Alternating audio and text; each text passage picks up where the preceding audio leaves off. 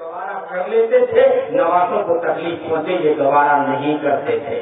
سردی کا موسم ہے، ابو ہریرہ کہتے ہیں نبی پاک صلی اللہ علیہ وسلم مسجد سے نکلے ہیں اور چادر میں کچھ چھپا رکھا ہے، تو میں سامنے سے آ گیا، اللہ کے نبی آپ نے چادر میں کیا چھپا رکھا ہے؟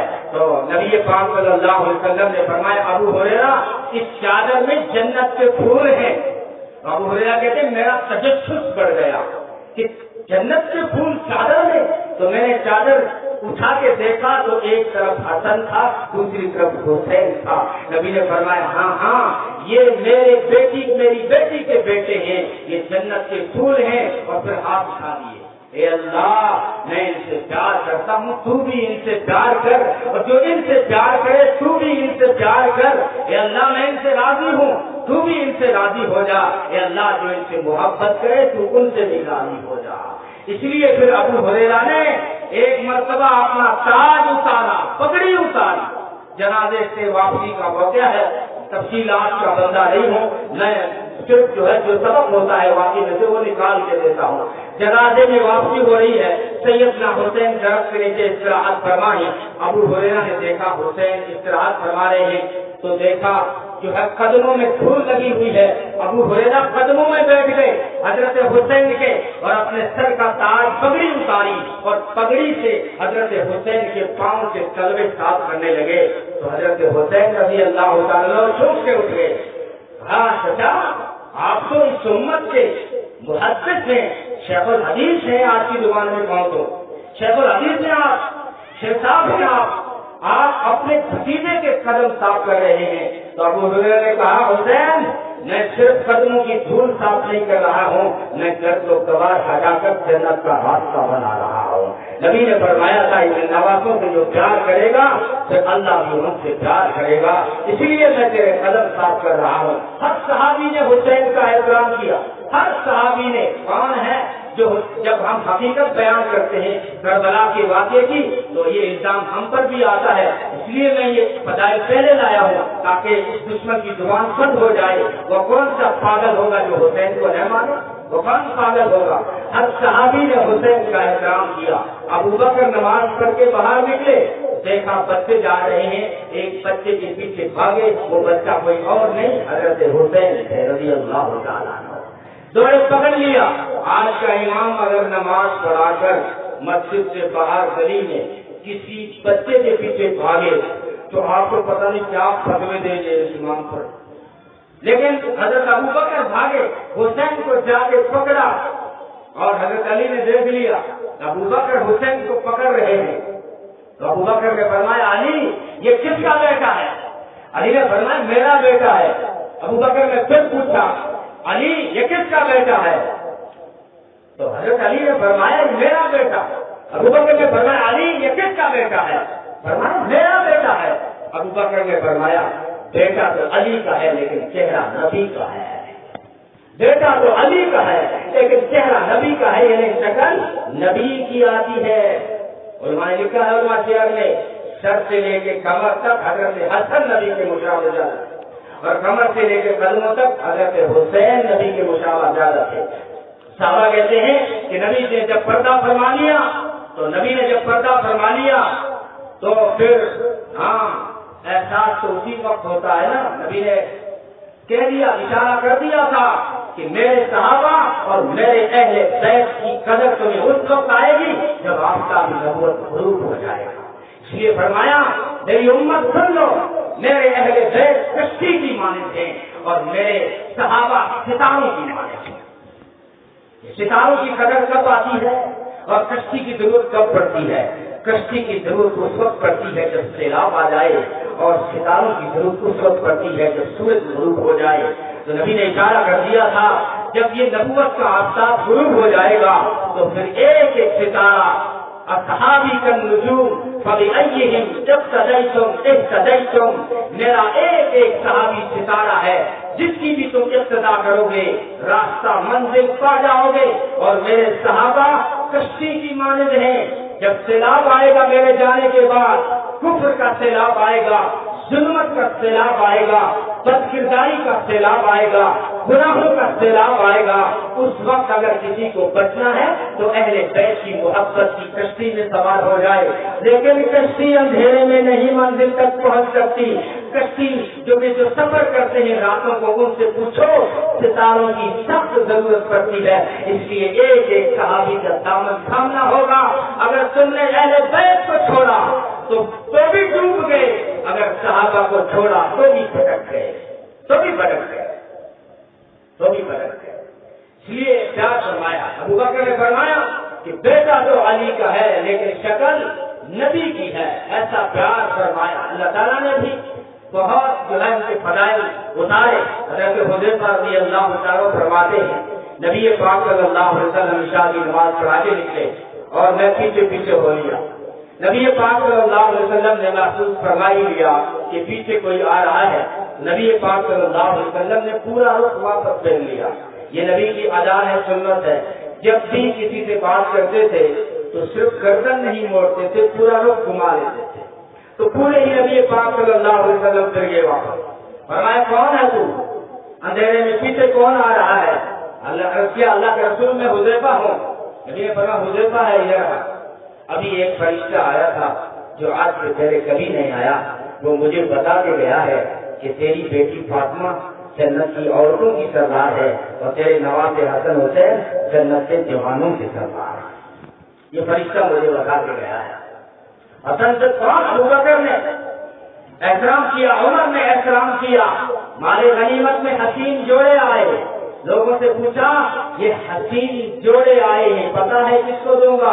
उसको दूंगा जो मदीने में हसीन जोड़ा है। ये हसीन जोड़े उसको दूंगा जो मदीने में हसीन जोड़ा है। साहबा कहते हैं हम समझ गए कि ये हसन और हुसैन को दिया जाएगा, क्योंकि मदीने में हसन और हुसैन से ज्यादा हसीन जोड़ा और कोई नहीं। उमर ने एहतराम किया, बल्कि अगर हुसैन अगर राय देते थे तो उमर उसको सरकशी में खम के साथ मान लेते थे। हज़रत उमर रज़ियल्लाहु ताला ने गश्त फरमाए। हज़रत उमर का गश्त मशहूर है, उमर के जैसा गश्त लगाना सबके बस की बात नहीं। मदीने में गश्त लगा रहे हैं, कभी माँ कहती है बेटी दूध में पानी मिला ले, पिछला काल में ज्यादा मिलती। बेटी कहती है ना माँ दूध में पानी नहीं मिलाना चाहिए, अमीरुल मोमिनीन उमर बिन खत्ताब ने मना किया है। एक यूपी का सफीरा है, दो साल हो गए, उसने बड़े यूं वो महसूस नहीं होने दिया, मुस्कुराया, वक़ार से फरमाया कि हमारे यूपी में दूध में पानी नहीं मिलाया जाता। मुझे बड़ा ताजुब हुआ यार, राजस्थान में तो अगर कहीं मिल जाए तो उसको हम तो बहुत बड़ा नसीबा समझते हैं कि असली दूध मिल गया है। लेकिन वो कह रहा है कि यूपी में, अरे इतना बड़ा स्टेट और वो भी यूपी, फिर कह रहा है कि दूध में पानी नहीं मिलाया जा रहा है। तो फिर उसने वक़ार से फरमाया दूध में पानी नहीं मिलाया जाता, पानी में थोड़ा दूध डालकर बेच दिया जाता है। पानी में थोड़ा सा दूध डालकर उसको बेच दिया जाता है। तो अम्मी अमीरुल मोमिनीन ने मना किया है, दूध में पानी नहीं मिलाना चाहिए। अरे जब दूध में पानी नहीं मिलाना चाहिए तो अकीदे में भी मिलावट नहीं होनी चाहिए, फिर अजान में भी मिलावट नहीं होनी चाहिए, फिर दुरूद में भी मिलावट नहीं होनी चाहिए, फिर हुसैन की मोहब्बत में भी मिलावट नहीं होनी चाहिए। और जब उमर गश्त कर रहे हैं, एक बच्चे के रोने की आवाज आई। और उमर दरवाजे पे दस्तक देकर घर में पहुंचे तो बच्चा क्यों रो रहा है? माँ ने कहा मैं दूध छुड़ा रही हूँ। उमर की सरकार का कानून है कि जब तक बच्चा दूध न छोड़े उसको वजीफा सरकार नहीं देती। ये इंग्लैंड का शुरू किया हुआ नहीं है बच्चों को वजीफे देना, ये हजरत उमर का शुरू किया हुआ है। तो हजरत खुद बच्चा दूध छोड़ता है तब वजीफा शुरू होता है। मैं जल्दी दूध छुड़ा रही हूँ ताकि इस हमारे घर में पैसे आए जो इस बच्चे का वजीफा शुरू हो जाए। हजरत उमर ने दूसरे दिन मीटिंग बुला ली, कहा मैं उमर बच्चों का रोना बर्दाश्त नहीं कर सकता, मुझे राय दो, मुझे कब वजीफा शुरू करना चाहिए। आजकल मदीने में औरतें बहुत जल्दी बच्चों को दूध छुड़ा रही वजीफे के चक्कर में, मुझे बताओ क्या मैं फैसला करूं। हजरत हुसैन रज़ी अल्लाह ताला उस मजलिस में बैठे थे। फरमाया चाचा इजाजत हो तो राय दे दो। फरमाया सर आंखों पर राय दे। हजरत हुसैन ने فرمایا اگر بچوں کا رونا گوارا نہیں ہے امیر المومنین تو پھر جب بچہ رونا شروع کرے تبھی وظیفہ شروع کر دو. تو بچہ کب روتا ہے؟ دنیا میں آتے ہی پہلو کام رونے کو ہے. نہ روتی تو ڈاکٹر بھی پریشان، ماں بھی پریشان. تو کہا یعنی پھر حضرت عمر نے حضرت حسین کی رائے پر بچے کے پیدا ہوتے ہی وظیفہ شروع کر دیا بچوں. حضرت عمر نے احترام کیا حسین کا. مشہور واقعہ آپ نے سن رکھا ہے، جمعہ کیا خطبہ حضرت امیر المومنین دے رہے ہیں، جمعے پڑھنے کے لیے لوگ آ رہے ہیں، عبداللہ بن عمر بھی آ رہے ہیں، سیدنا حسین بھی آ رہے ہیں. باتوں باتوں میں سیدنا حسین نے فرمایا وہ عبداللہ بن عمر وہ شخص عمر بن خطاب جو خطبہ دے رہا ہے وہ ہمارا نوکر ہے. کس کو؟ حضرت عمر کے بیٹے سے کہہ رہے. حضرت عمر عبداللہ بن عمر کو غصہ ہے.